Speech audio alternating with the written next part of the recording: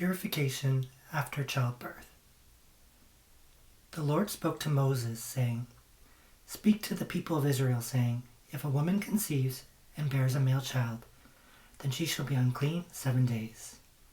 As at the time of her menstruation she shall be unclean. And on the 8th day the flesh of his foreskin shall be circumcised.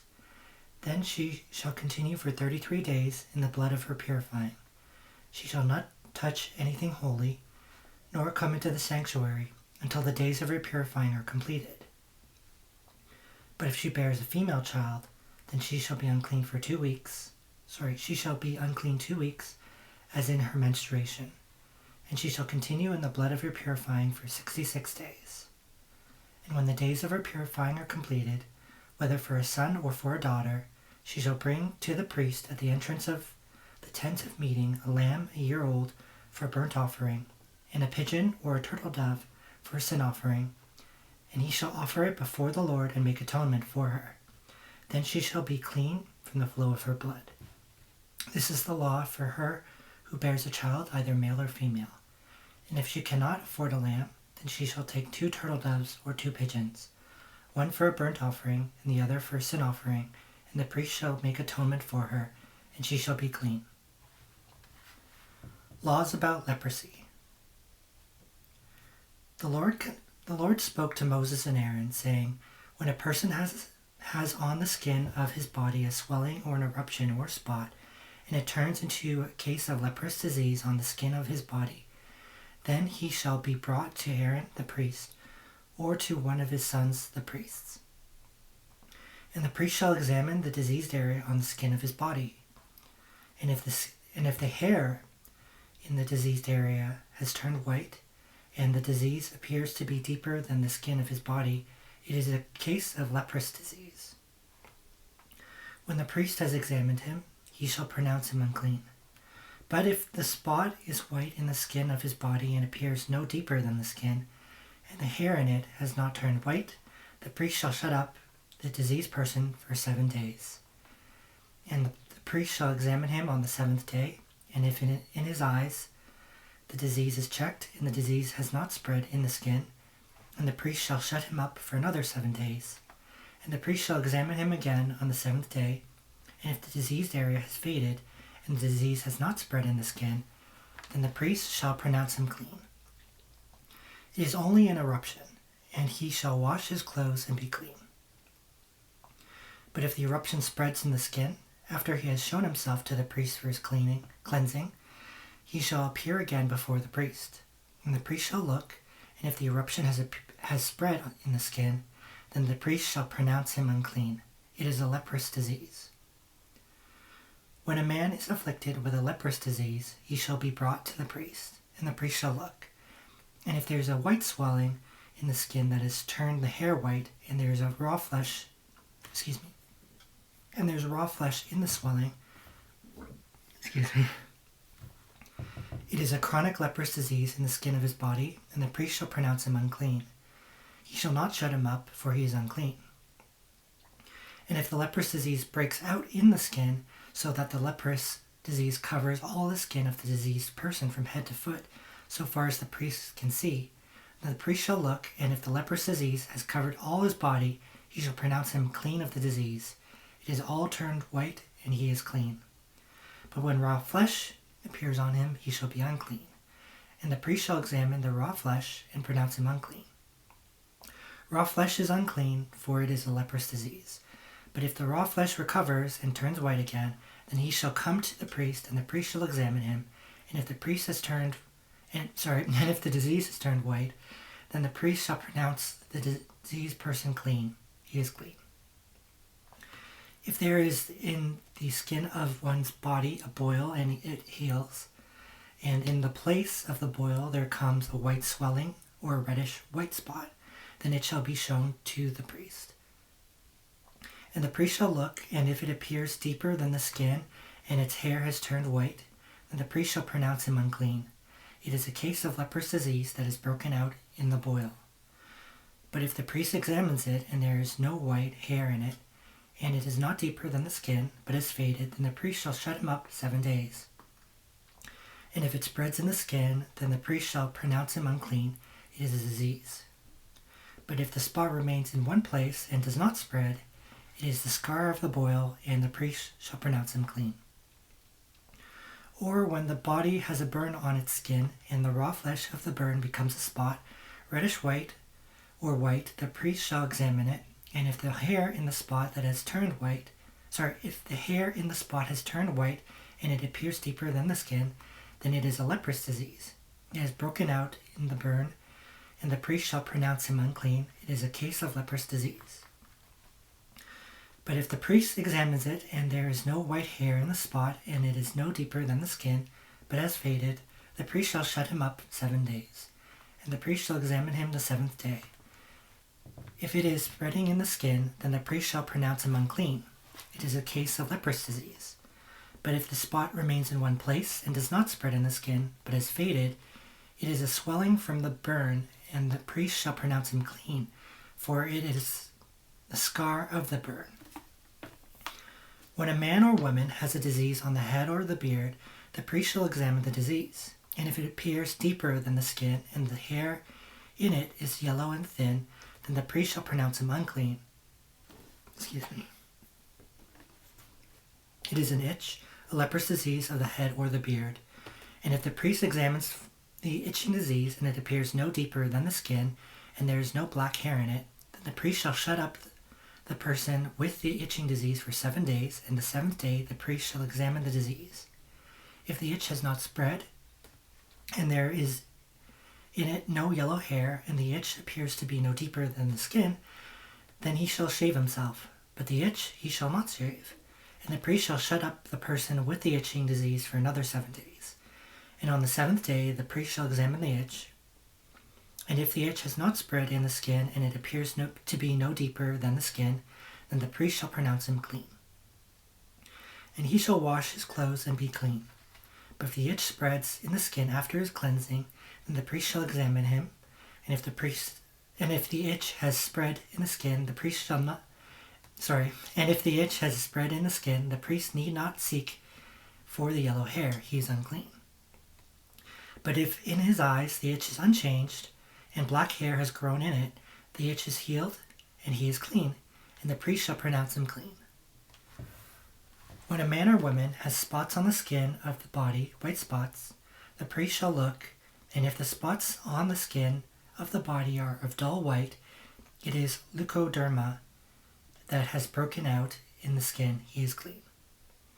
If a man's hair falls out from his head, he is bald. He is clean. And if a man's hair falls out from his forehead, he has baldness of the forehead. He is clean. But if there is on the bald head or the bald forehead a reddish-white diseased area, it is a leprous disease breaking out on his bald head or his bald forehead. Then the priest shall examine him, and if the diseased swelling is reddish-white on his bald head, or on his bald forehead, like the appearance of leprous disease in the skin then the priest shall examine him, and if the diseased swelling is reddish-white on his bald head or on his bald forehead, like the appearance of leprous disease in the skin of the body, he is a leprous man, he is unclean. The priest must pronounce him unclean, his disease is on his head. The leprous person who has the disease shall wear torn clothes, and let the hair of his head hang loose, and he shall cover his upper lip and cry out, unclean, unclean. He shall remain unclean as long as he has the disease. He is unclean. He shall live alone. His dwelling shall be outside the camp. When there is a case of leprous disease in a garment, whether a woolen or linen garment, in warp or woof of linen or wool, or in a skin or in anything made of skin, if the disease is greenish or reddish in the garment, or in the skin, or in the warp or the woof, or in any article made of skin, it is a case of leprous disease, and it shall be shown to the priest. And the priest shall examine the disease, and shut up that which has the disease for 7 days. Then he shall examine the disease on the 7th day. If the disease has spread in the garment, in the warp, or the woof, or in the skin, Whatever be the use of the skin, the disease is a persistent leprous disease, it is unclean. And he shall burn the garment, or the warp, or the woof, the wool, or the linen, or any article made of skin that is diseased. For it is a persistent leprous disease, it shall be burned in the fire. And if the priest examines, and if the disease has not spread in the garment, in the warp, or the woof, or in any article made of skin, then the priest shall command that they wash the thing in which is the disease, and he shall shut it up for another 7 days. And the priest shall examine the diseased thing after it has been washed. And if the appearance of the diseased area has not changed, whether the rot is on the back or on the front. But if the priest examines, and if the diseased area has faded after it has been washed, he shall tear it out of the garment, or the skin, or the warp, or the woof. Then if it appears again in the garment, in the warp, or the woof, or in any article made of skin, it is spreading. You shall burn with fire whatever has the disease. But the garment, or the warp, or the woof, or any article made of skin from which the disease departs when you have washed it, shall then be washed a second time and be clean. This is the law for a case of leprous disease in a garment of wool or linen, either in the warp or the woof, or in any article made of skin, to determine whether it is clean or unclean. Laws for cleansing lepers. The Lord spoke to Moses, saying, This shall be the law of the leprous person for the day of his cleansing. He shall be brought to the priest, and the priest shall go out of the camp, and the priest shall look. Then, if the case of leprous disease is healed in the leprous person, the priest shall command them to take for him who is to be cleansed 2 live clean birds, and cedar wood, and scarlet yarn, and hyssop. And the priest shall command them to kill one of the birds in an earthenware vessel over fresh water. He shall then take the live bird with the cedar wood, and the scarlet yarn, and the hyssop, and dip them and the live bird in the blood of the bird that was killed over the fresh water. And he shall sprinkle it 7 times on him who is to be cleansed of the leprous disease. Then he shall pronounce him clean, and shall let the living bird go into the open field. And he who is to be cleansed shall wash his clothes, and shave off all his hair, and bathe himself in water, and he shall be clean. And after that he may come into the camp, but live outside his tent 7 days. And on the 7th day he shall shave off all his hair from his head, his beard, and his eyebrows. He shall shave off all his hair, and then he shall wash his clothes and bathe his body in water, and he shall be clean. And on the 8th day he shall take 2 male lambs without blemish, 1 ewe lamb a year old without blemish, and a grain offering of 3/10 of an ephah of fine flour mixed with oil, and 1 log of oil. And the priest who cleanses him shall set the man who is to be cleansed and these things before the Lord, at the entrance of the tent of meeting. And the priest shall take 1 of the male lambs and offer it for a guilt offering, along with the log of oil, and wave them for a wave offering before the Lord. And he shall kill the lamb in place where they kill the sin offering and the burnt offering, in the place of the sanctuary. For the guilt offering, like the sin offering, belongs to the priest, it is most holy. The priest shall take some of the blood of the guilt offering, and the priest shall put it on the lobe of the right ear of him who is to be cleansed, and on the thumb of his right hand, and on the big toe of his right foot. Then the priest shall take some of the log of oil, and pour it into the palm of his own left hand, and dip his right finger in the oil that is in his left hand, and sprinkle some of the oil with his finger 7 times before the Lord.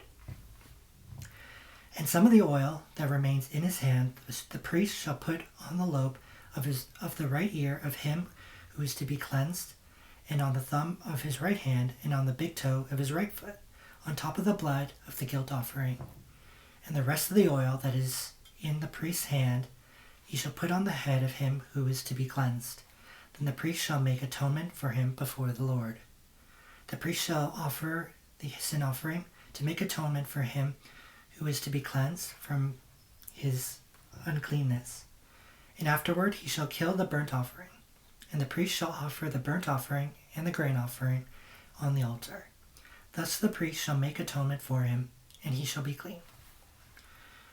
But if he is poor and cannot afford so much, then he shall take 1 male lamb for a guilt offering to be waved, to make atonement for him, and 1/10 of an ephah of fine flour mixed with oil for a grain offering, and a log of oil, also 2 turtle doves or 2 pigeons, whichever he can afford. The one shall be a sin offering, and the other a burnt offering. And on the 8th day he shall bring them for his cleansing to the priest, to the entrance of the tent of meeting before the Lord. And the priest shall take the lamb of the guilt offering and the log of oil, and the priest shall wave them for a wave offering before the Lord.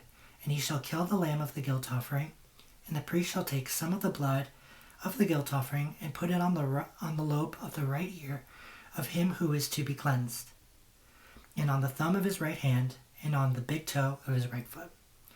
And the priest shall pour some of the oil into the palm of his own left hand, and shall sprinkle with his right finger some of the oil that is in his left hand 7 times before the Lord. And the priest shall put some of the oil that is in his hand on the lobe of the right ear of him who is to be cleansed, and on the thumb of his right hand, and on the big toe of his right foot, in the place where the blood of the guilt offering was put. And the rest of the oil that is in the priest's hand he shall put on the head of him who is to be cleansed, to make atonement for him before the Lord. And he shall offer of the turtle doves or pigeons, whichever he can afford, 1 for a sin offering, and the other for a burnt offering, along with a grain offering. And the priest shall make atonement before the Lord for him who is being cleansed. This is the law for him in whom is a case of leprous disease, who cannot afford the offerings for his cleansing. Laws for cleansing houses. The Lord spoke to Moses and Aaron, saying, "When you come into the land of Canaan, which I give you for a possession,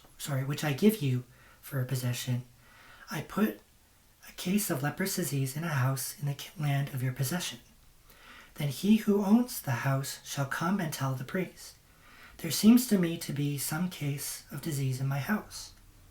Then the priest shall command that they empty the house before the priest goes to examine the disease, lest all that is in the house be declared unclean. And afterward the priest shall go in to see the house, and he shall examine the disease. And if the disease is in the walls of the house with greenish or reddish spots, and if it appears to be deeper than the surface, then the priest shall go out of the house to the door of the house and shut up the house 7 days. And the priest shall come again on the 7th day and look. If the disease has spread in the walls of the house, then the priest shall command that they take out the stones in which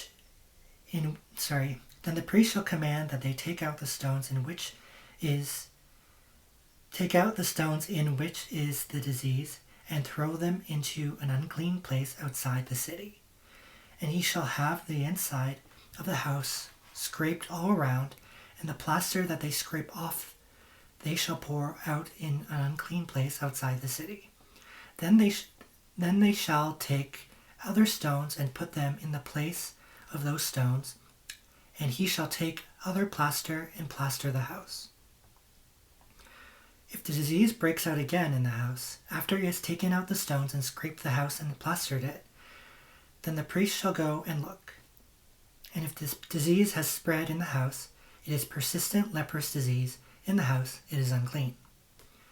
And he shall break down the house, its stones and timber, and all the plaster of the house, and he shall carry them out of the city to an unclean place. Moreover, whoever enters the house while it is shut up shall be unclean until the evening. And whoever sleeps in the house shall wash his clothes, and whoever eats in the house shall wash his clothes.